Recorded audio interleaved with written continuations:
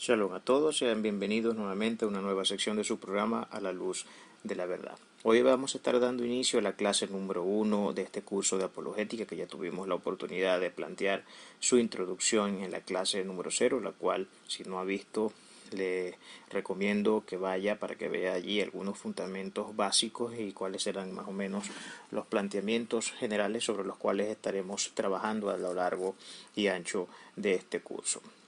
La clase número 1 tiene que ver con el tema de el cristianismo es una camisa de fuerza. Esta es una de las afirmaciones, de las tesis que se maneja allá afuera en la sociedad y que, como ya dije en la introducción de este curso, ya se plantea como especie de un axioma, como especie de un dogma al cual no se debe resistir nadie porque es definitivamente claro el hecho de que el cristianismo ciertamente representa para nosotros una camisa de fuerza. Para introducir un poco este tema acá quiero leer el comentario de dos jóvenes artistas quienes dicen lo siguiente. El primero dice: los cristianos creen que poseen la verdad absoluta en la que deben creer todos los demás, dijo Cave, un joven artista que vive en Brooklyn, y esta actitud amenaza la libertad individual. Eso dice Cave. Otro artista dice lo siguiente: sí, coincido, Schoyle, dice Schoyle, otro artista joven. El concepto de una verdad única es demasiado limitante. Los cristianos que conozco no parecen tener la libertad de pensar por sí mismos. Creo que cada individuo debería determinar la verdad por sus propios medios. De manera que, viendo un poco el comentario de estos dos jóvenes artistas, podemos más o menos hacernos la idea y la imagen de lo que significa afirmar que el cristianismo es una camisa de fuerza. Pues cuando se dice eso no se dice otra cosa más que estamos ante un proceso que impide la emancipación del pensamiento, que impide la emancipación del hombre en su facultad de poder tomar las decisiones que mejor le parezca que deba tomar según su conveniencia. ¿Es esto realmente cierto? ¿Es realmente el cristianismo, nuestro sistema de creencias, la Biblia, ha pretendido Dios con lo que nos ha dicho a través de su escritura, brindarnos o ponernos esta camisa de fuerza que nos impida el proceso de emancipación, que nos impida alcanzar esa autonomía que Él mismo diseñó por su perfecta voluntad en el principio cuando le entrega al hombre lo que yo siempre he dicho que es la facultad más grande que Dios le entregó al hombre, es la capacidad de decidir, su relativa, porque no deja de ser nunca relativa, autoridad para tomar decisiones, su relativa autonomía. Esto es un poco lo que vamos nosotros a revisar, es un poco el objetivo que pretenderemos alcanzar a través de esta primera clase y del estudio, la valoración y la evaluación para ver de qué manera podemos refutar este primer planteamiento donde se afirma que el cristianismo ciertamente es una camisa de fuerza y que es además también un agente disruptivo a los procesos de emancipación humanos, a los procesos de emancipación sociales. De manera que el objetivo entonces es poder formularnos esta pregunta. ¿Es realmente una camisa de fuerza el cristianismo? ¿Es realmente una camisa de fuerza el hecho de que Dios haya prescrito leyes morales, el hecho de que el Eterno nos haya o nos busque inducir día a día a tomar decisiones que estén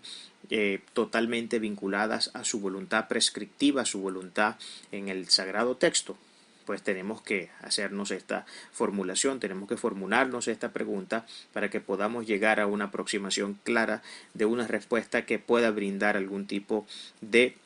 sugerencia real, que pueda plantearnos cuál es la verdad que realmente seguimos y por qué seguimos lo que seguimos. Lo importante de eso es porque necesitamos saber a qué le estamos sirviendo. Necesitamos saber qué realmente es cristianismo, qué realmente nos pide Dios, cuál es su intención. Es y ha sido su intención, como ya lo he dicho, amarrarnos en una especie de camisa de fuerza para confinarnos a una voluntad donde todo va a ser determinado por Él y donde yo no tengo ningún tipo de autonomía ni de facultad de poder tomar mis decisiones. ¿Representa eso realmente el cristianismo? Es lo que nos pretende decir el texto sagrado cuando nos formula toda esta prescriptiva ley que lo único que pretende es normar toda nuestra conducta y llevarnos a hacer lo que es lógico, lo que realmente es justo y lo que debe expresar la verdad única que existe en el universo. Pues tenemos que indagar y valorar un poco estas apreciaciones y poder a través, como siempre lo he dicho, de la metodología del cuestionamiento, hacernos preguntas es importante para nosotros. Quiero compartir acá un pequeño pensamiento para representar un poco mejor esto que el doctor y apologista Ravi Zacharias dijo en uno de sus libros. Él dice: no le entregues tu vida a ningún sistema de creencia si primero no haces preguntas y recibes respuestas. Cristianismo, lejos de ser un sistema filosófico de creencias en algún tipo de fe en particular, que cercena nuestra libertad a pensar, que cercena nuestra libertad a razonar, que cercena nuestra libertad a poder emanciparnos en los diferentes aspectos de la humanidad. Por lo contrario, el cristianismo es una fe inteligente para gente inteligente, es una fe para gente pensante, es una fe para personas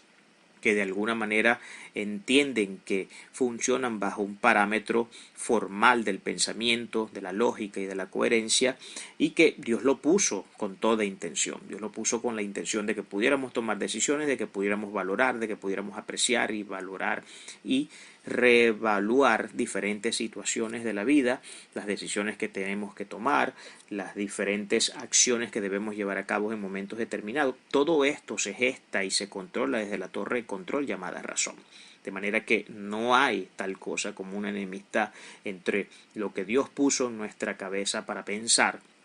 con lo que el Espíritu de Dios dice y quiere formalizar en nosotros. Entonces, esto es un poco con lo que vamos a trabajar en este primer punto, en esta primera clase. Vamos a tocar 3 puntos básicos que son los que vamos a desarrollar. Lo primero es: la comunidad de fe no puede ser completamente incluyente. Vamos a estar un poco esbozando este punto y viendo qué podemos, a través de la lógica y a través de la argumentación y del pensamiento lógico y racional, de concluir en este punto. Vamos a estar también estudiando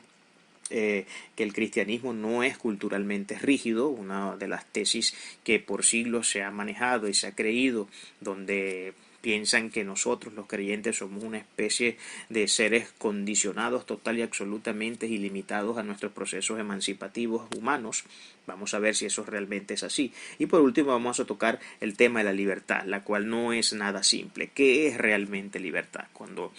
nosotros hablamos de libertad, ¿qué es lo que queremos en pocas palabras expresar con eso? ¿Cuál es el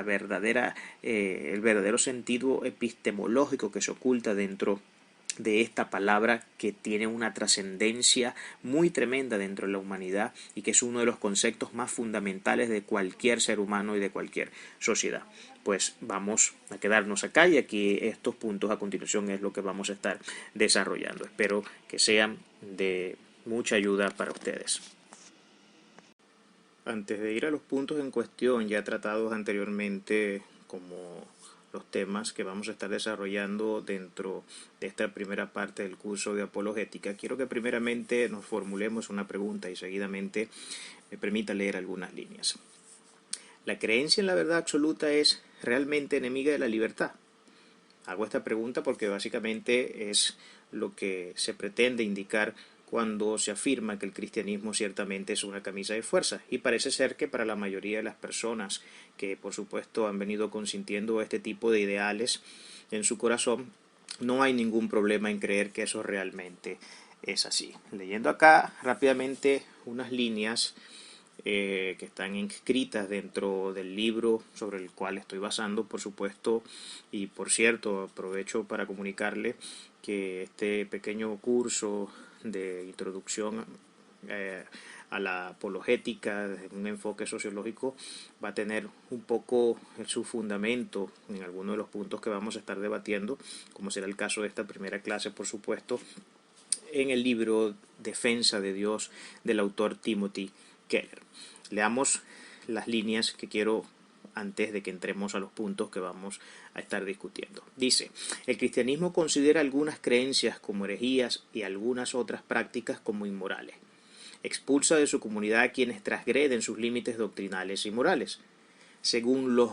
observadores contemporáneos, esto es la gente del pleno siglo en el que vivimos, esto parece poner en peligro la libertad civil, porque antes que unir a nuestra población, la divide. Y esto es básicamente un poco lo que pudiéramos ver cuando se intenta transmitir una información como esta que estamos estudiando. Básicamente, la verdad absoluta o la creencia en una verdad absoluta siempre estará íntimamente relacionada, estrechamente relacionada con el tema del impedimento que se pone a nuestra libertad para podernos expresar, para poder ser creativos y para podernos desarrollar en los diferentes ámbitos antropológicos. También parece ser culturalmente estrecha, es otra de las afirmaciones que se hace, pues nos reconoce que cada cultura tiene una perspectiva diferente de la realidad. Finalmente, parece esclavizar o infantilizar al menos a sus miembros, determinando lo que deben creer y hacer en todas las situaciones. Scott Peck se refirió a los servicios de consejería que le prestó a una mujer llamada Charlene, quien dijo sobre el cristianismo: no hay espacio para mí en él. Eso sería mi muerte.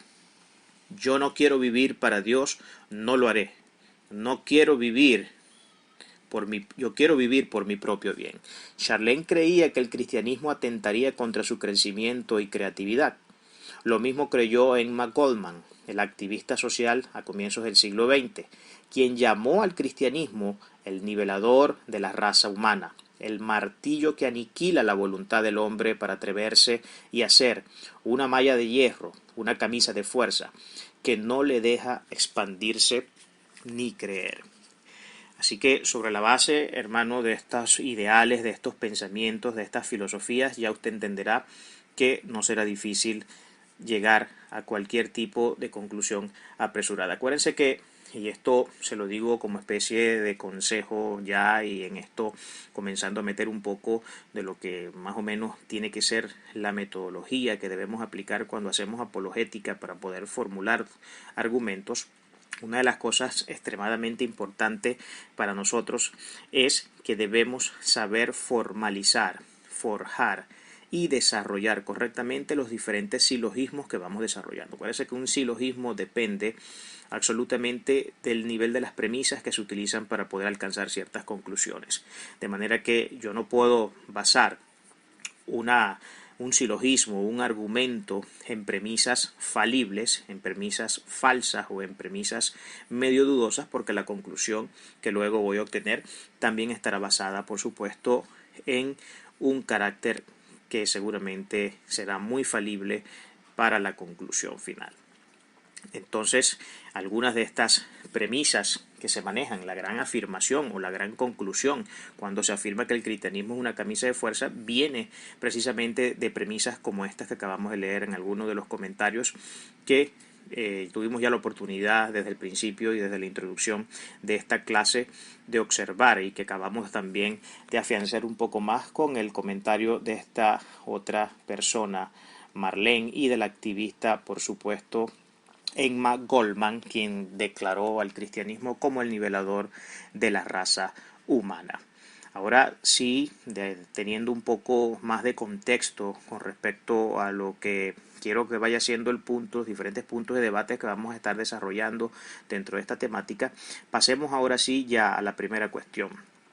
A la primera cuestión, que es un planteamiento que por supuesto revela el nivel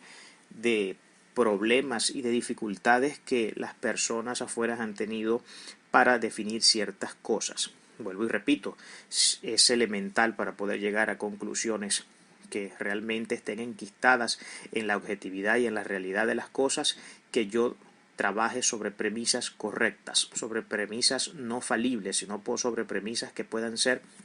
comprobadas en la realidad y que además estén de alguna manera vinculadas también a la acción de la experiencia social, a la acción de la experiencia antropológica. Vamos entonces a el primer punto que nos compete tratar en este momento ya, donde se afirma que el cristianismo es una comunidad que es excluyente. El cristianismo es una comunidad, un grupo de creencias, un grupo de personas que mantienen un carácter de exclusividad. Exclusividad porque, entre otras cosas, no permite que todas o que cualquier persona pueda formar parte de estos grupos. Pero ¿es esto cierto? ¿Es realmente el cristianismo o es únicamente el cristianismo quien padece de este problema de la exclusividad? ¿O será que existen algunos otros grupos o otro tipo de comunidades que también en su intento y en su misión de querer salvaguardar sus normativas, de querer salvaguardar su comunidad en sí, también tienen que hacer uso de ciertas normas y de ciertos criterios y establecer algunos parámetros y prescripciones para poder mantener a salvo la comunidad, para poder mantener a salvo el conjunto de ideas y el conjunto de pensamientos que se sostienen dentro de dicha tesis? Pues esto es lo que vamos un poco a revisar a continuación. Siguiendo entonces unas líneas más, el cristianismo exige ciertas creencias a los miembros de su comunidad. No está abierto a todos. Los críticos señalan que esto es socialmente divisivo. Las comunidades humanas deberían ser completamente incluyentes y estar abiertas a todos bajo el precepto de nuestra humanidad en común. Los abanderados de este punto de vista señalan que en muchos sectores urbanos hay personas de razas y creencias religiosas diferentes, quienes no obstante viven y trabajan juntos como una comunidad. Lo único que se necesita para esta vida comunitaria es que cada persona respete la privacidad y los derechos de los demás y que trabaje para tener el mismo acceso a la educación, al empleo y a la toma de decisiones políticas para todos. Esto es básicamente lo que más o menos podemos ver que se expresa desde allá, desde la sociedad, desde afuera. El cristianismo, como venimos estudiando en este punto, es objeto de esta acusación donde se nos tilda de ser un grupo, de ser una comunidad cerrada, una comunidad con un cierto tipo de creencias que impiden el acceso a diferentes tipos de personas con diferentes tipos de características, quienes por lógica se supone que ya no deberían de formar parte de una comunidad como la nuestra, que como sabemos está basada en preceptos, está basada en normativas y en leyes que tienen que ver con la voluntad divina del Todopoderoso, de aquel que nos llamó. Pero qué tan grande es el problema que se presenta cuando hablamos de este tema. Pero además de eso, una de las preguntas importantes acá para poder ir formulando un poco, digamos, la metodología de esto en la búsqueda de la verdad, en la búsqueda de tener una respuesta que pueda realmente convencer y que de alguna manera nos presente una realidad que pueda ser descrita coherentemente y que pueda ser descrita racionalmente y entendida en sus diferentes elementos. ¿Es el cristianismo una comunidad excluyente por el hecho de que no acepta ciertos tipos de personas que, como bien sabemos, no podrían cumplir con las reglas y los requisitos que se requieren dentro de nuestra comunidad? Pues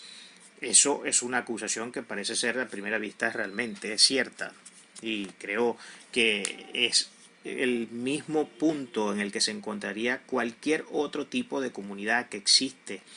en la comunidad que usted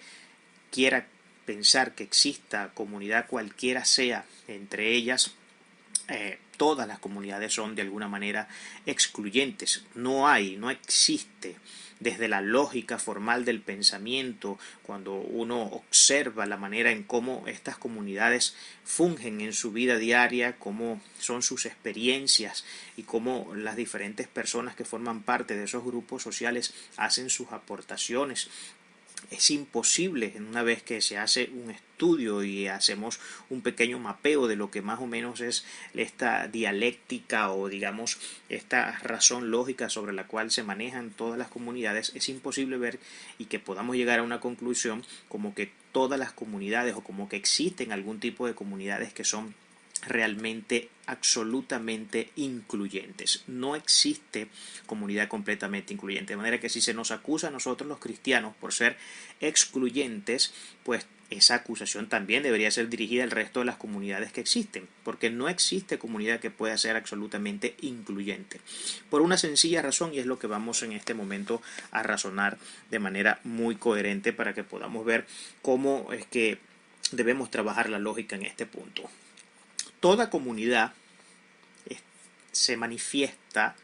depende y está suscrita a una forma de pensamiento. Toda comunidad obedece a una serie de normas. Toda comunidad obedece a una serie de preceptos, normas, prescripciones que al no cumplirse no te permiten la permanencia dentro de esa comunidad.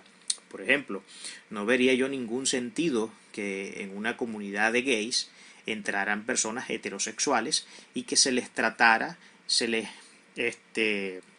tolerara de la misma manera como entre ellos como grupo de personas gays hacen consigo mismos. Si usted que es un hombre, si usted que es una mujer entra en una comunidad donde hay personas de este tipo de características que expresan algún tipo de determinación,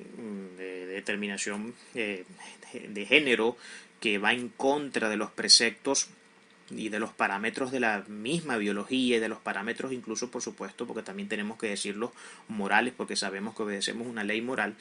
Usted no podrá pretender llegar en un lugar de eso y comenzar a decir que tal cosa está mala, que eso para el que tiene ese tipo de prácticas le sale el juicio de Dios, o que sencillamente está aniquilando la voluntad de la naturaleza, que está aniquilando la voluntad de la biología. ¿Por qué? Porque en algún punto, y estoy seguro que en un punto no muy lejos, porque no tardará mucho en que usted diga las primeras palabras para que enseguida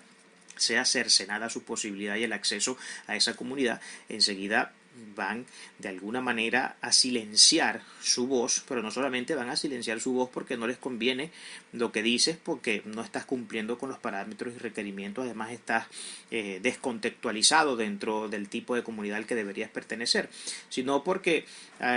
además tu forma de ver la vida, tu forma de analizar el mundo que te rodea, de observar lo que está a tu alrededor y poder sacar conclusiones y en función de eso determinar cuál es el estilo de vida que vas a tener a través de las diferentes decisiones que nos toca siempre hacer en la vida, va a impedir o va a hacer que sea para ellos intolerante que tú puedas mantener un tipo de permanencia dentro de su comunidad. De manera que no existe comunidades que en ese sentido, estando basadas en un tipo de filosofía en particular, vayan a aceptar o a permitir o a tolerar que personas con otro grupo de ideas, con otro grupo de pensamientos, con otras formas de ver la vida, comiencen a tener algún tipo de lugar o de espacio para expresarse en aquello que es contrario a lo que la comunidad cree. De manera que en este punto, y esto es una aplicación que podemos dar, que es una aplicación como vemos que está bosquejada muy lógicamente, este mismo diseño lo podemos utilizar para cualquier comunidad. Podría preguntar yo también, ¿qué sentido tendría una persona que no tiene problemas con el alcohol, una persona sobria, en un grupo o en una comunidad de personas ebrias? Como acá, por ejemplo, en mi país existen algunas de estas comunidades con el nombre de Alcohólicos Anónimos, que son centros de rehabilitación para este tipo de personas. Pues las únicas personas allí, por supuesto, que van a existir dentro de esa comunidad para que no estén en la misma condición y que no cumplan con esa norma negativa donde todas las personas están tratando con sus problemas de alcohol. La única persona normal que podemos encontrar allí son, por supuesto, las personas que se van a dedicar a dar las asesorías, que se van a dedicar a tratar el tema desde el punto de vista psicológico, desde el punto de vista antropológico, desde diferentes puntos de vista, hasta desde el punto de vista espiritual, porque también conozco de casos que existen algunos consejeros también desde de tilde religioso en este tipo de comunidades. Pero no tendría sentido que una persona que está en perfectas condiciones de dominio de sí mismo y que no practica este tipo de inclinaciones malsanas para su organismo, mantenga permanencia en un grupo de eso, además acechando y señalando a los que están tratando con el tema tan difícil del alcohol, porque en algún momento también tendrán que abrirle la puerta para que salga, porque no son lugares que están para que uno entre a señalar la forma en cómo ellos hacen las cosas y en qué tan mal están en lo que hacen, en lo que piensan y en lo que dicen. Pues ellos no necesitan personas que lleguen diciéndole eso en algún punto. Ellos necesitan personas que, por lo contrario, al formar parte de su comunidad, sientan algún tipo de integración con aquellos otros que también en ese intercambio de ideas y en ese intercambio de razones y de pensamientos puedan concretar esa comunidad que tanto que tanto buscan defender y que tanto buscan tener en la permanencia del tiempo. Es entonces, bajo esta perspectiva, el cristianismo es realmente un centro, una comunidad exclusiva. Bueno, tendría que decir en este punto que por supuesto que el cristianismo es exclusivo, y es exclusivo a la mismo nivel y en la misma medida en que todo el resto de las comunidades que existen, cualquiera sea la comunidad, también son excluyentes, porque cada comunidad maneja su grupo de ideas, cada comunidad maneja su grupo de preceptos. Yo no puedo pretender como cristiano, por ejemplo, y esto para que veamos cómo el tema de la exclusividad no se ve solamente dentro de la comunidad cristiana, sino que lo podemos observar en diferentes formas de hacer religión, en diferentes enfoques religiosos también. Ningún musulmán estaría dispuesto a tolerar la presencia de ningún cristiano dentro de su comunidad. Y de hecho, para muestra un botón, ya sabemos incluso el nivel de extremo al que se puede llegar dentro de las comunidades musulmanas, cuando incluso deciden cercenar la vida de personas simplemente porque no manejan su misma filosofía, simplemente porque no creen los mismos preceptos. Tampoco sería tolerante para un budista que un cristiano llegara dentro de su comunidad diciéndole lo que deben hacer, o sencillamente queriendo compartir sus prácticas con algunos de los miembros de la comunidad budista. Lo mismo sucedería por supuesto también con el hinduismo, y estas religiones en particular aún con mucha más fuerza mantienen este régimen de fuerza, de tratar de salvaguardar su comunidad, porque las comunidades o los sistemas religiosos más bien orientales siempre se han caracterizado por ser extremadamente rígidos, cerrados, además absolutamente intolerantes ante el resto de las comunidades que existen, bien sean de creencias religiosas, filosóficas o de cualquier índole social u antropológico. Entonces estamos realmente en una situación donde si no logramos ver el panorama completo, si no logramos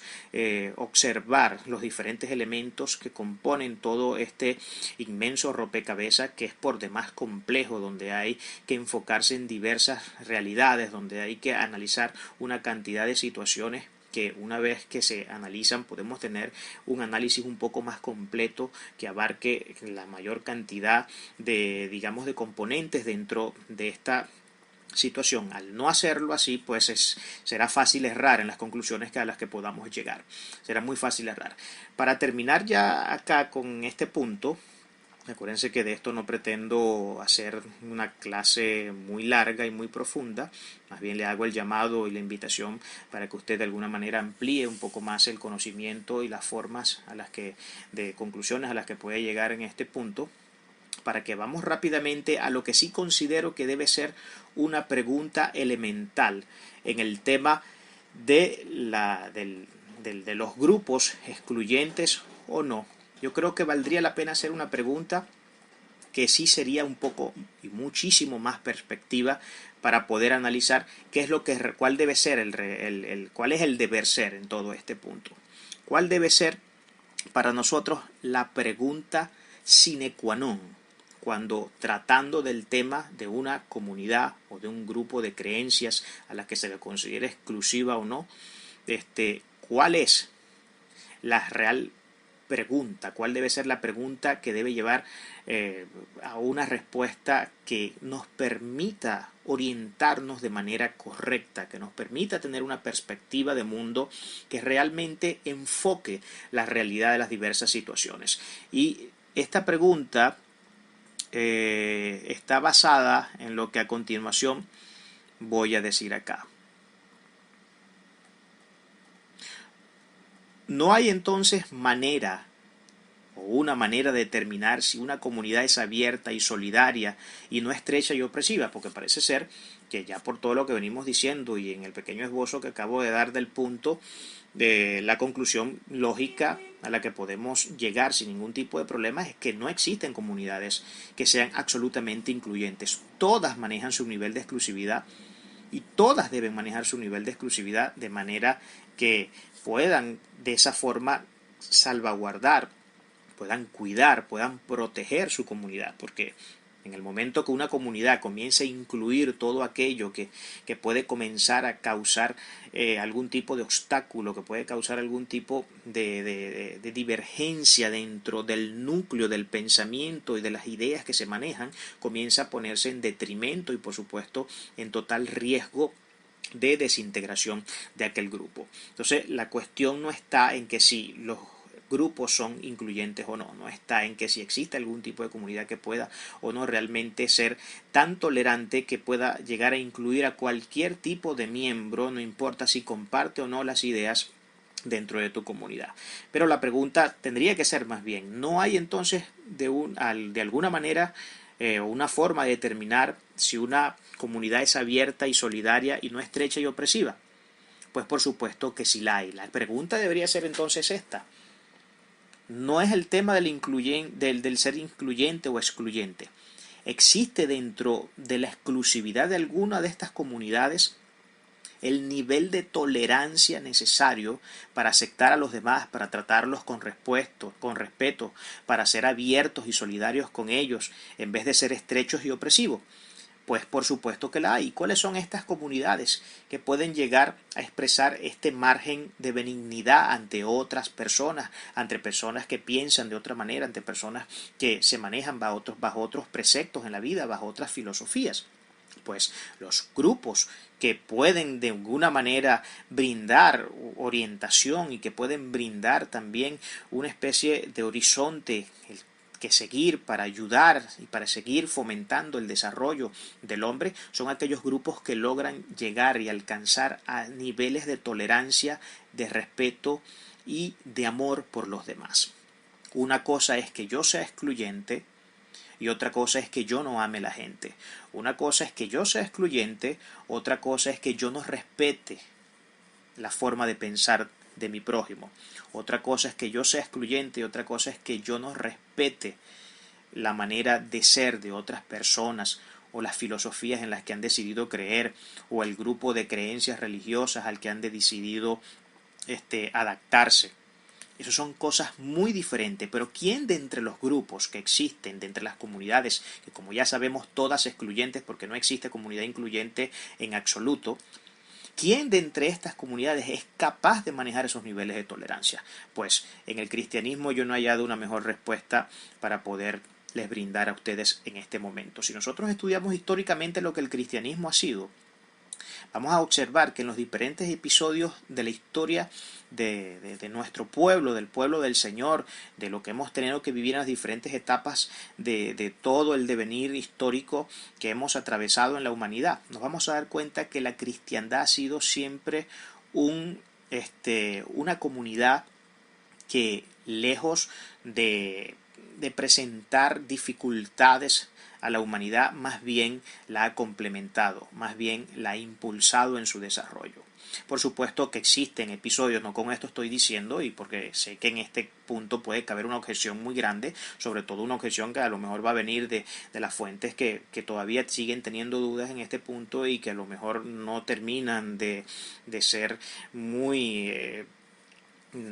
coherentes en lo que dicen y que no terminan de aceptar la fe como la deben aceptar. Algunos podrían objetar, pero en la historia hay grandes matanzas que han sido dirigidas por la institución cristiana, como por ejemplo Santa Inquisición, las cruzadas de Roma y todo este montón de cosas que no voy a entrar mucho en detalles en ellas.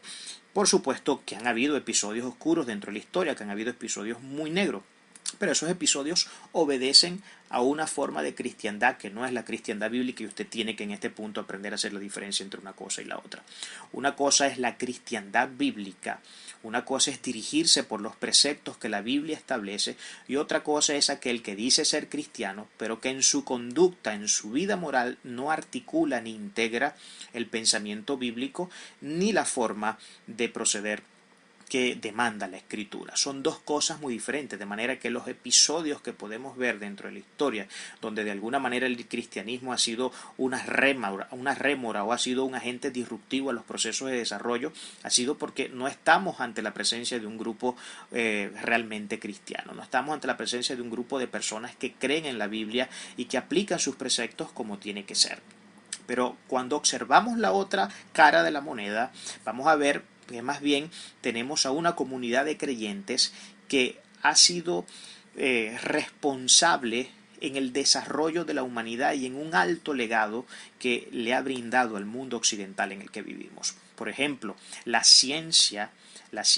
se debe en gran parte a la buena fe y al buen trabajo y al buen entendimiento de muchos hombres de nuestra fe que dieron su vida en su periodo de investigación, en establecer normas, en establecer y diseñar métodos científicos y en poder alcanzar ciertos niveles dentro del conocimiento humano para integrar todo esto dentro de la sociedad de manera que fuera siendo legado históricamente y llevado en este proceso de desarrollo histórico a niveles de mayor formalidad y de mayor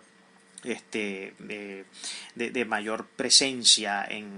digamos, en los diferentes grupos sociales. Entonces, cristianismo, por supuesto, que ha ofrecido en la mayor parte de su historia y en todo lo que podemos estudiar positivo de él, un gran legado a la humanidad, que yo no hablaría tanto de cristianismo acá. Yo sé que hay muchos libros que intentan figurar todo este legado de benignidad enfocando el tema en la comunidad cristiana. Yo lo enfocaría más en la comunidad de creyentes bíblicos, o lo enfocaría más bien en lo que la Biblia enseña, en el eje, en la metodología, en el enfoque que la Biblia da, en la manera del pensamiento bíblico, cómo éste se integra, cómo éste se articula en el pensamiento del hombre y cómo éste comienza a generar diferentes procesos en el hombre que decide acoger toda esta normativa para comenzar a regular o más bien a desarrollar nuevas formas de hacer las cosas en el mundo, de hacer las cosas en la sociedad. En conclusión, hermano,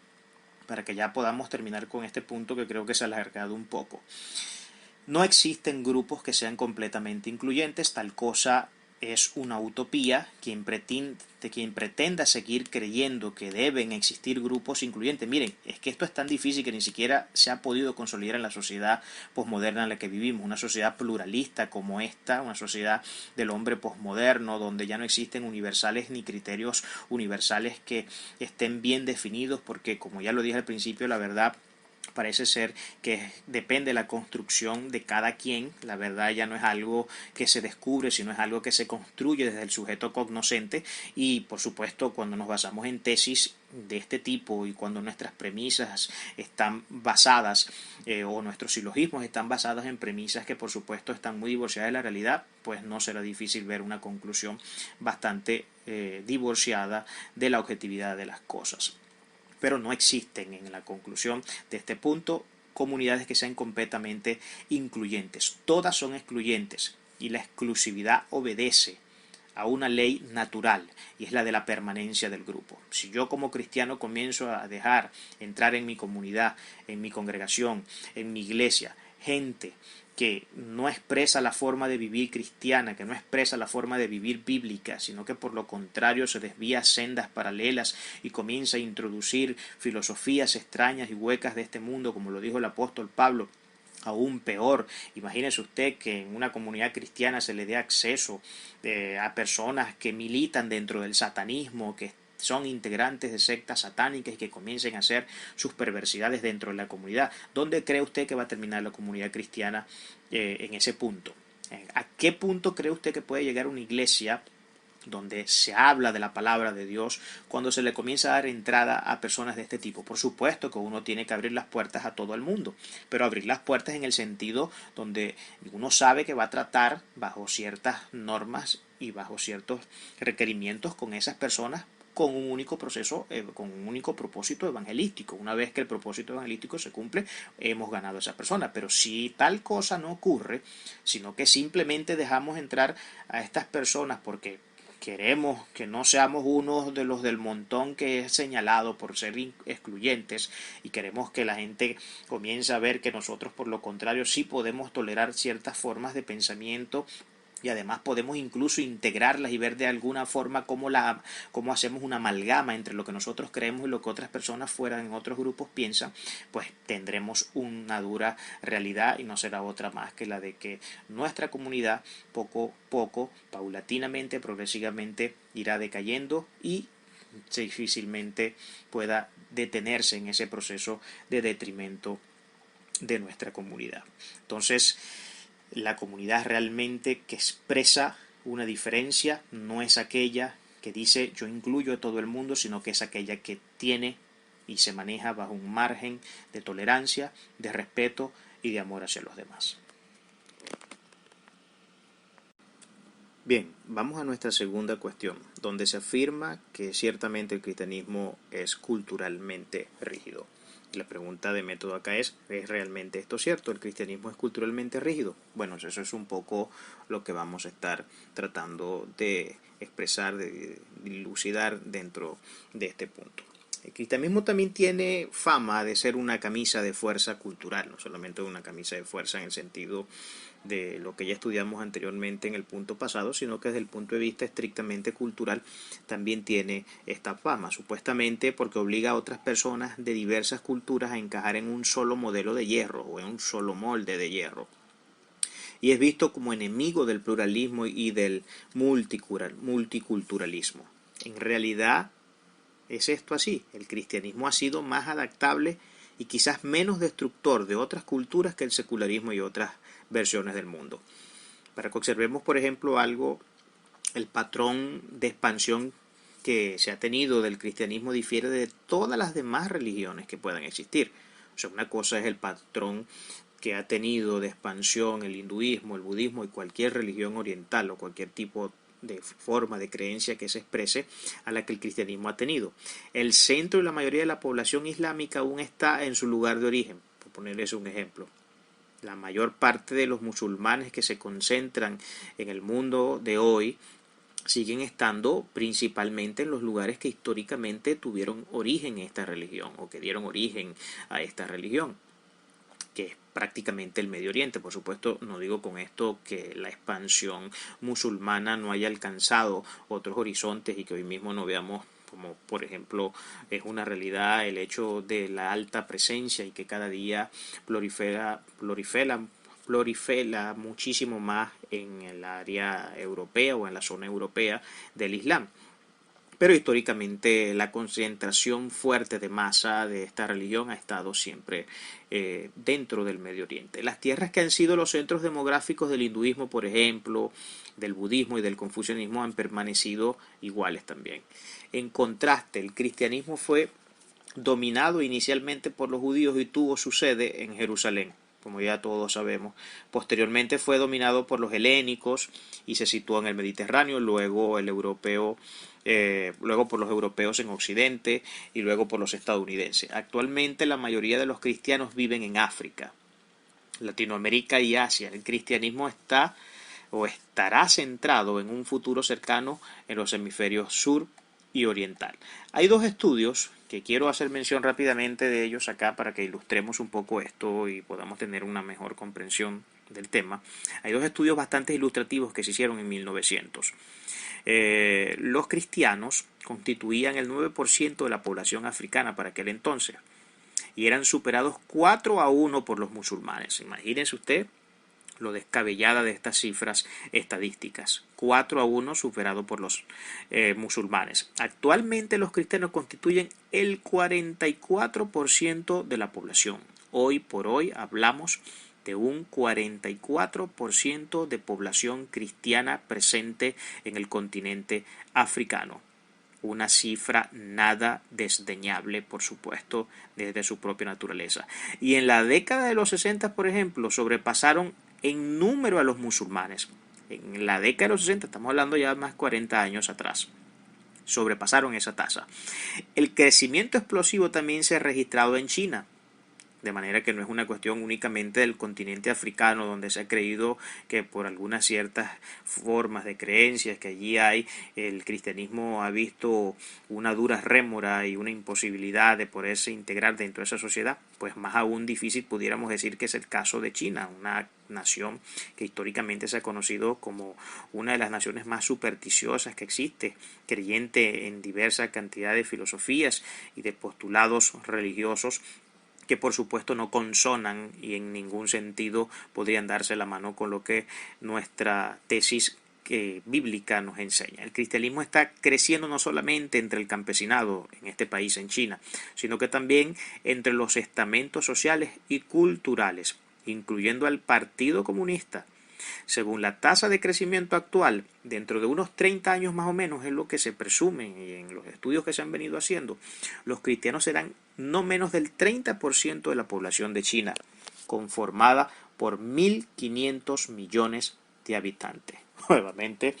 en este punto no puedo omitir el comentario, una cifra nada, pero nada desdeñable. Ahora, ¿por qué el cristianismo ha crecido de una manera tan vertiginosa en estos lugares? Y esto, por supuesto, ya de entrada parece, digamos, atacar un poco esta tesis donde se afirma que el cristianismo es culturalmente rígido. Pues no me parecería a mí algo tan rígido de una comunidad cierta que, lejos de ampliar, de encerrarse en una especie de cajón donde no pueda tener ningún tipo de expansión hacia ninguno de los lados, por lo contrario ha venido ganando cada vez más y más seguidores y se va expandiendo por las diferentes regiones del mundo, con los continentes, incluso ha entrado en los países que se ha creído que sería imposible, como en una ocasión dijo Mao Zedong. Recuerdo que Mao Zedong dijo que el cristianismo era algo que había sido absolutamente erradicado de la realidad china y que jamás se vería ninguna forma de creencia, ni siquiera remotamente parecida a lo que el cristianismo es dentro de su nación. Y hoy por hoy vemos que ya la población china se habla de no menos de un 10% de presencia cristiana dentro de su territorio. Pero para darle un poco más de fuerza a esta pregunta, en búsqueda por supuesto de la respuesta que queremos hallar para tener claridad en todo este panorama, el académico africano Lamin Sanek nos ofrece una respuesta bastante intrigante. Y vale la pena que la recordemos o que la mencionemos y que se le informe para que podamos armar acá un poco mejor esto. Él dice que los africanos tuvieron una larga tradición de creencias en el mundo sobrenatural de los espíritus buenos y malos. Cuando comenzaron a leer la Biblia y en sus propias lenguas, muchos comenzaron a ver en Mashiach, en Cristo, la solución final a sus anhelos y aspiraciones históricas en calidad de africanos. Por ejemplo, Sane escribe: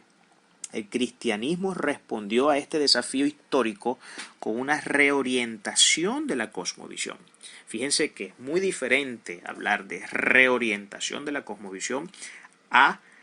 la destrucción de la cosmovisión. Una de las cosas importantes que es importante que entendamos en este punto es que el cristianismo jamás promueve destrucción de culturas. Por lo contrario, el cristianismo viene a reorientar la forma de pensar de la gente dentro de las diferentes culturas, no buscando, por supuesto, asesinar ni cercenar la propia cultura que tiene diversas razones o naciones en el mundo. Las personas sintieron en sus corazones que Jesús no se burlaba de su respeto por lo sagrado ni de su clamor por el Salvador invisible, por lo cual tocaron sus tambores sagrados en honor a él, hasta que las estrellas soltaron y bailaron en los cielos. Después de esa danza, las estrellas dejaron de ser pequeñas. El cristianismo les ayudó a los africanos a ser africanos renovados y no europeos remanufacturados. Importantísimo esto, ya sabemos Y como siempre, Europa, en todo su proceso de colonización y de invasión a través del mundo, siempre intentaban imponer sus efectos culturales y de alguna manera asimilar a las diferentes culturas con lo que era su tonalidad de cosmovisiva y con lo que era su tonalidad, por supuesto, de valores y preceptos nacionales. Cuando el África experimenta la llegada del cristianismo en su territorio, vemos declaraciones como esta que acabamos de leer y que se afirman de la boca de personas que han venido siguiendo de cerca y que han venido estudiando profundamente el tema y lo que ha sido el desenvolvimiento y el desarrollo de estas naciones. Observamos pues con lujo de detalles y con claridad acá que el cristianismo no ha pretendido en ninguno de los países en los que se ha logrado integrar y en los que se ha logrado adaptar aniquilar la nacionalidad de ningún país, aniquilar la cultura de ningún país. Es importante que recordemos nuevamente algo que dijimos hace unos minutos atrás. El cristianismo viene a reorientar la cosmovisión en las naciones. De manera que yo no necesito dejar de ser, para que me entienda, yo no necesito dejar de ser venezolano para ser cristiano. En otras palabras, Dios no tiene nada en contra con que unos sean venezolanos, con que otros sean norteamericanos, con que otros sean chinos, con que unos sean japoneses, con que unos sean hebreos. Para Dios es indiferente el hecho del grupo étnico al que podamos permanecer o pertenecer más bien. El verdadero llamado que el Dios Todopoderoso hace en este punto es a que sencillamente nosotros reorganicemos nuestra forma de vivir las cosas, reorganicemos nuestra forma de vivir, que nosotros a través del precepto divino, que como ya lo dije en muchas líneas atrás, es un precepto inteligente, es un precepto que no cercena la habilidad, ni la facultad, ni el derecho que el ser humano tiene de pensar, que el derecho que el ser humano tiene de idear y de utilizar su razonamiento.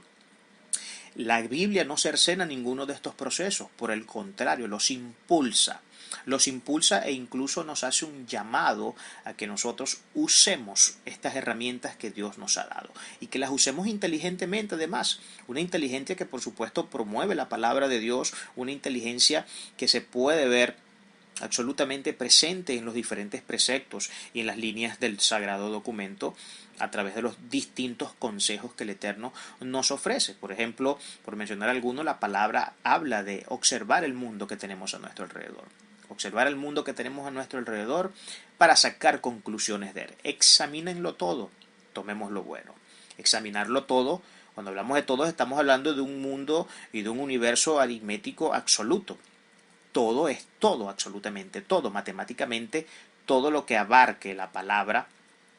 desde el punto de vista matemático se debe ser observado por la cristiandad. De manera que no somos una especie de grupo aislado o una especie de creencia que se aísla de los efectos culturales de las diferentes naciones, tratando de plantear una nueva forma de hacer las cosas, tratando de plantear un nuevo esquema cultural, un nuevo esquema social, un nuevo esquema, por supuesto, de las tradiciones que muchas culturas tienen. Hay tradiciones, por supuesto, dentro de las culturas que sí pueden llegar a ser perniciosas, donde la palabra sí nos exige hacernos a un lado y en ese punto reenfocar la orientación bíblica para que nosotros podamos caminar en las sendas del Todopoderoso, pero hay otras cosas que dentro de las culturas no comprometen absolutamente nada de lo que hacemos. Por ejemplo, y esto creo que es un punto bastante ilustrativo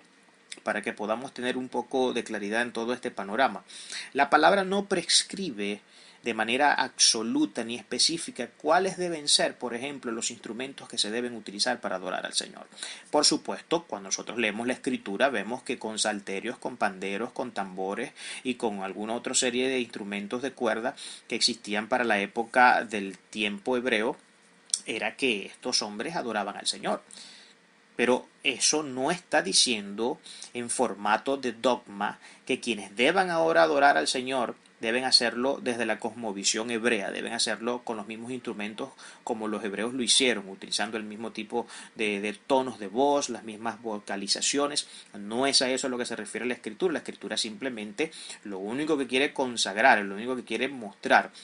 al decir y al dar la recomendación de la adoración y la alabanza que se debe alzar al Señor, es que sí, ciertamente debe estar compuesto por de alguna manera, por un grupo de elementos que consonando y haciendo armonía, armonizando en los distintos tonos y en los distintos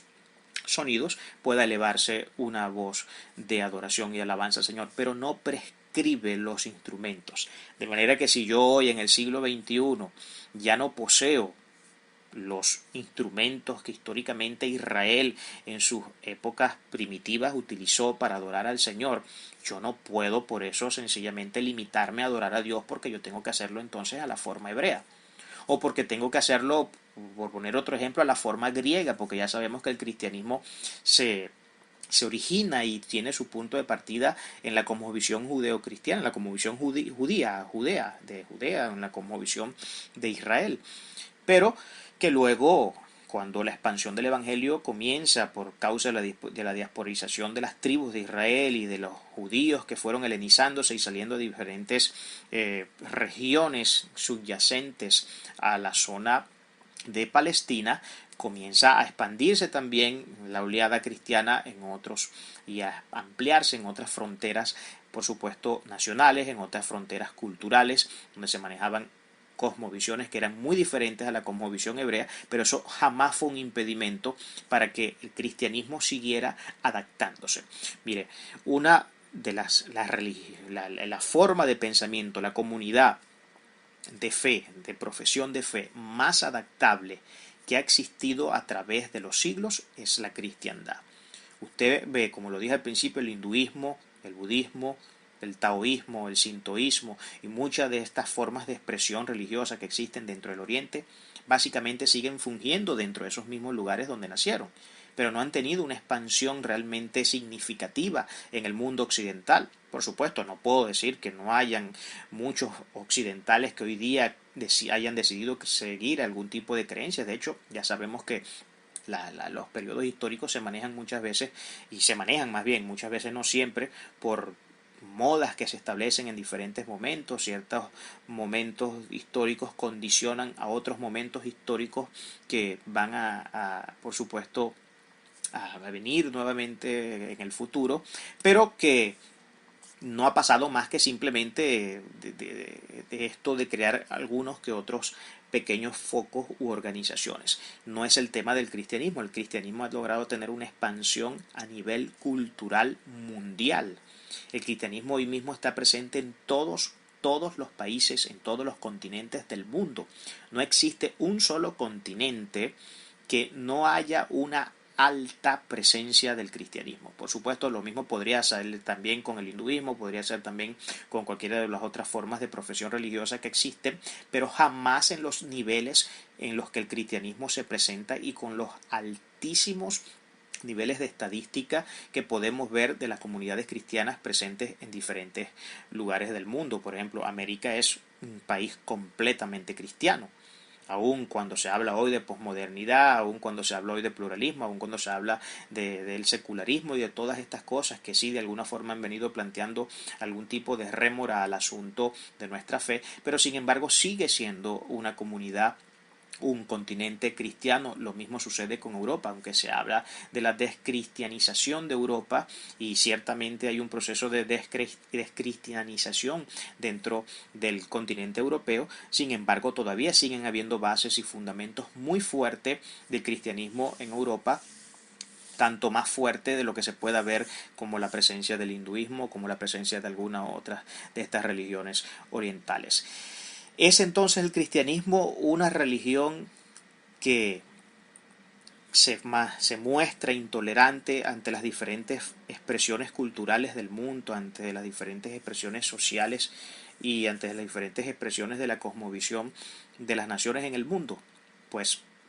creo que sería imposible suscribir dicho pensamiento luego que, habiendo hecho esta pequeña revisión histórica y lo que ha sido la adaptabilidad tan asombrosa que el cristianismo ha tenido a través de la historia en las diferentes culturas, sería imposible suscribir este tipo de pensamiento. Por lo contrario, el cristianismo se muestra como el único sistema de pensamiento, de profesión de fe, que puede adaptarse a las diferentes situaciones culturales, regionales y nacionales de cualquier país del mundo en el que vivimos. Eso es una gran bendición. Eso nos muestra la poca rigidez que tiene nuestra fe. Eso demuestra el alto nivel de tolerancia y de amor, como lo dijimos en el punto anterior cuando debatimos el tema de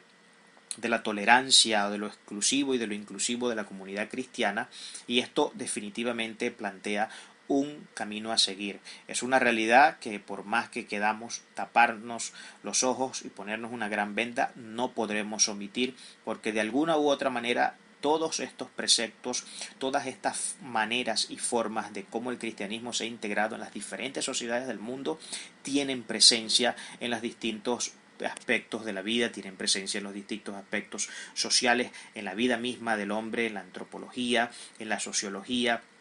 Muchas de las formas que utilizamos para vivir nuestra vida, muchas de las cosas que hacemos para vivir nuestra vida y de las decisiones que tomamos están basadas muchas veces en lo que a veces creemos que son simples dichos cotidianos que andan por allí y que históricamente la gente ha manejado, pero que no sabemos que tienen un punto de partida bíblico, que tienen un punto de partida que ha venido y se ha sostenido por el precepto divino. No podemos suscribir entonces bajo estas afirmaciones y bajo este pequeño esbozo que acabamos de ver, que usted puede, y le hago nuevamente el llamado para que amplíe, que el cristianismo es una religión rígida culturalmente, no es una religión para los hebreos únicamente, y esto lo digo para estas personas que hoy parece que proliferan mucho más que nunca, donde ahora estas fuertes corrientes que hay del hebreísmo cristiano, de todas estas sectas y corrientes judeomesiánicas, y por supuesto también, porque no puedo dejar de mencionar solamente el judeomesianismo, sino que también el cristianismo puro que se ha planteado desde la visión y la cosmovisión occidental, cuando el cristianismo comienza a tener contacto con las diferentes regiones fuera de Israel y que comienza de alguna manera a llegar a toda esta zona gentil, donde pudimos decir que tiene su primer contacto con la cultura griega y luego con Roma, quienes por supuesto fueron las culturas matrices que se encargaron de administrar toda esta forma de pensar sobre el continente europeo. Pero se ha logrado adaptar perfectamente a las diferentes culturas, a diferentes estilos musicales. Yo no necesito utilizar ciertos tipos de palabras hebreas, porque resulta que el cristianismo nació en Israel para poder expresarme ante Dios, porque Dios a cada uno nos dio una forma de expresarnos, un lenguaje, nos dio una manera de comunicarnos diferente y a través de diferentes símbolos de la expresión misma del lenguaje. Este es un mundo, es todo un universo bastante complejo y definitivamente difícil de explorar en su plenitud por lo universal que es. Imagínese usted si yo pudiera decir, y eso me lo permitiera así la escritura, y es lo que el texto sagrado nos quisiera indicar, como por supuesto sabemos que hay mucha gente afuera que lo hace, que yo para orar bien o para que Dios me escuche mejor o que para que la unción en mí se encienda de mejor forma o pueda llegar a la cercanía más próxima y más objetivas de ciertos conceptos bíblicos, yo tengo que utilizar la lengua hebrea, porque resulta que, hermano, el cristianismo nació allá con los hebreos, nació con los judíos, y pues es el primer idioma que se utiliza para comenzar a expandir todos los conceptos bíblicos y para comenzar, por supuesto, a expandir toda la voz profética del Señor. Pues no tendría ningún sentido, porque entonces estaríamos todos condenados a una si estuviéramos manejando tesis de ese tipo, porque resulta que ni siquiera los mismos judíos en su totalidad hablan el hebreo. Hay muchos judíos hoy día, hay mucha comunidad judía en el mundo que ni siquiera tienen idea de su propio idioma original. Ahora imagínese usted el resto del mundo. Si pudiéramos suscribir ese tipo de pensamiento, las grandes limitantes que tendríamos, entonces en vano podríamos concluir fácilmente acá que el Señor dio su vida en la cruz por la humanidad. No debería haber dicho que dio la vida por la humanidad, sino por todo aquel que habla hebreo, o en su defecto, por el que habla latín, o por el que habla griego, si es el caso de que queramos también apelar al griego en el caso del idioma por haber sido también una de las lenguas que permitió uno de los mayores avances y expansión del cristianismo en el mundo, y por supuesto también en su defecto la lengua latina a través de los romanos, que también fueron básicamente quienes permearon y quienes forjaron toda la cultura europea que conocemos actualmente. Esta es la realidad que tenemos presente. Espero que pueda seguir ampliando un poco la visión en este punto. Hablemos ahora un poquito acerca de la libertad. Definitivamente la libertad no es nada simple. El cristianismo es supuestamente un límite al crecimiento y al potencial personal porque restringe nuestras libertades de escoger nuestras creencias y prácticas. Immanuel Kant, por ejemplo, define a un ser humano iluminado como a alguien que confía en el poder de su pensamiento antes que en la autoridad o la tradición.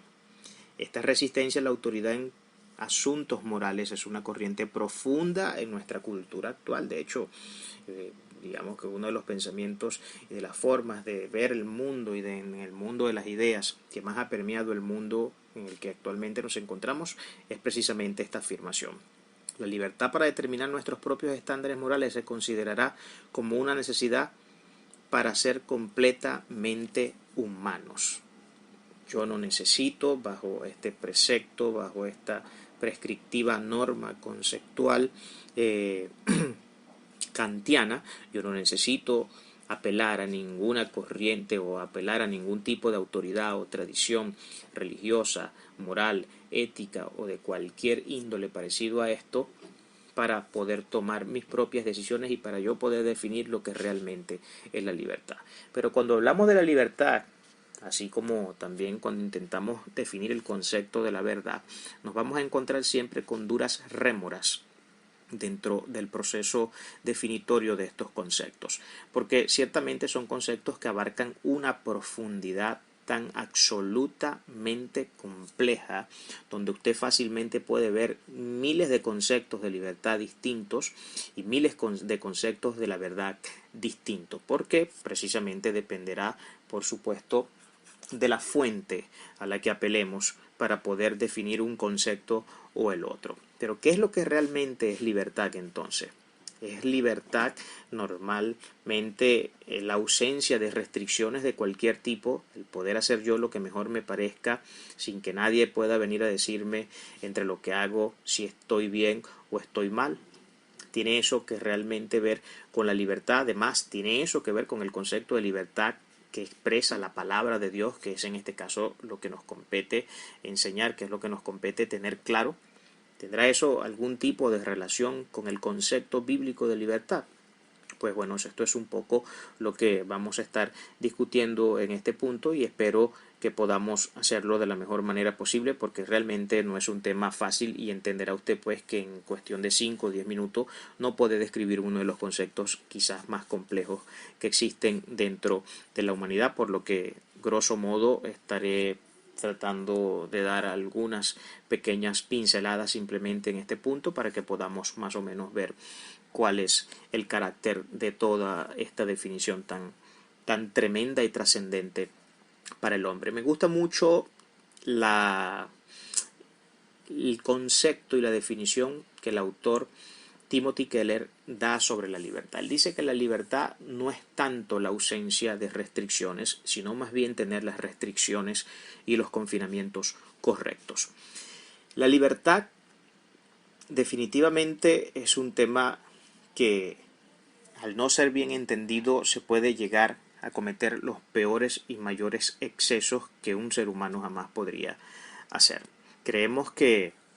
libertad es hacer precisamente lo que queremos sin tener ningún tipo de restricciones, pero la Biblia no nos confirma un concepto de ese tipo. La libertad que nosotros podemos ver en la palabra de Dios es una libertad que suscribe a una serie de pensamientos, que apela a una serie de normas, que apela a una serie de procesos legales y legítimos que han sido promulgados por la voz del Todopoderoso, a los que por supuesto nosotros, si queremos tener una vida en comunidad y si queremos que las bendiciones de Dios, como Él las afirma y nos las promete en su palabra, se presenten en nosotros, tenemos que seguir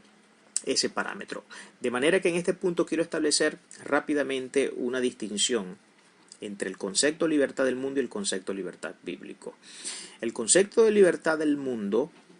que es totalmente el antónimo del concepto bíblico, es un concepto que suscribe el pensamiento que acabamos de leer de Immanuel Kant, donde se considera un iluminado aquel que puede tomar el poder de su pensamiento y confiar en él totalmente aislado y totalmente divorciado de la autoridad o de algún tipo de autoridad o tradición. Eso es básicamente el concepto que pudiéramos perfectamente figurar de lo que el mundo considera que es libertad. En pocas palabras, yo hago lo que mejor me parezca, en pocas palabras, yo hago lo que mejor quiero. Sin embargo, ese problema y ese núcleo conceptual tiene serios problemas dentro de la misma comunidad donde se expresa. Porque hablar de libertad en ese sentido es prácticamente imposible, porque resulta que absolutamente nadie piensa como realmente quisiera pensar en toda su expresión. Porque todos, y lamentablemente lo digo, todos nosotros, incluso nosotros mismos los cristianos, a veces, por supuesto, unos en mayor medida que otros, algunos ni siquiera se dan cuenta de eso, todos estamos condicionados a diversas situaciones y a diversos aspectos de la vida. Estamos condicionados, por ejemplo, a la historia. Estamos condicionados al núcleo de la familia en la que nacimos, estamos condicionados al tipo de educación que se nos dio, estamos condicionados también al tipo de gente que admiramos, bien sea en el ámbito artístico, en el ámbito científico, en el ámbito de cualquier otro carácter que podamos expresar dentro de la sociedad humana, dentro de las culturas humanas. Todos estamos condicionados, de manera que muchas veces no es que pensamos como queremos y como mejor nos parece, sino que muchas veces pensamos, por ejemplo, como el artista que tanto admiro, y no me he dado cuenta que su cosmovisión y su manera de interpretar y ver la vida ha permeado de una manera tan profunda mi corazón que ya lo veo en automático, ya creo que esa ha sido mi forma de pensar, pero no entiendo que estoy sosteniendo la vida de pensar, o la forma más bien de pensar de otra persona, de una persona que me ha influido con sus ideas, de una persona que me ha influido con sus pensamientos y con sus filosofías. Por eso que el término libertad no es no es nada simple, es un tema absolutamente complejo, porque no hay tal libertad en el sentido de que yo hago lo que mejor me parezca. Sí, en esencia yo puedo tomar la decisión de decir o de tomar aquella o tal decisión, pero a fin de cuentas, cuando revisamos al final del camino, vamos a darnos cuenta que esas decisiones que hemos tocado han sido permeadas, han sido influidas, han sido manipuladas y controladas muy posiblemente por algún tipo de corriente en la que creo, por algún tipo de pensamiento, por algún tipo de cosmovisión, de filosofía,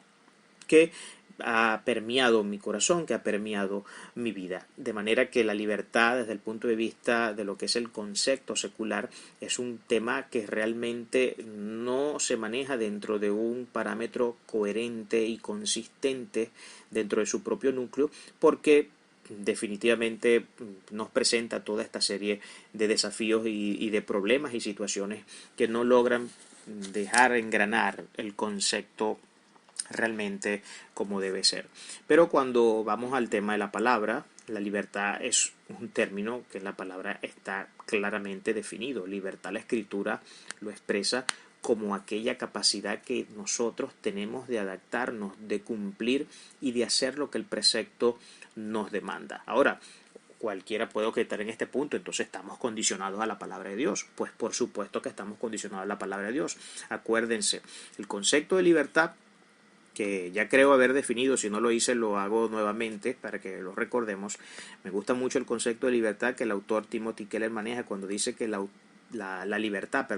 no es tanto la ausencia de restricciones, sino el tener las restricciones correctas. ¿Y a qué se refiere básicamente el autor con esto? Pensamiento que comparto completamente, muy distinto a lo que Immanuel Kant enseña. Y es que el problema, el tema con la libertad no es si tenemos o no tenemos restricciones. El tema es qué logran producir esas restricciones en nosotros, a qué punto nos logra llevar. ¿Logran estas restricciones fundamentar el conocimiento necesario? ¿Logran estas restricciones fundamentar el desarrollo correcto que debemos tener? ¿Logra esta restricción llevarme a la realización de unas buenas condiciones de vida a mi alrededor de mi familia, alrededor de la sociedad con la que comparto y a la que sirvo en algún momento determinado, logran esas restricciones hacer eso. Y eso es básicamente el planteamiento, esa es la pregunta que debería hacerse ya con nosotros que tenemos un enfoque bíblico, que tenemos un enfoque donde visualizamos una ley universal, donde visualizamos un precepto que va más allá de lo que simplemente puede construir el hombre desde sus diferentes formas de conocimiento.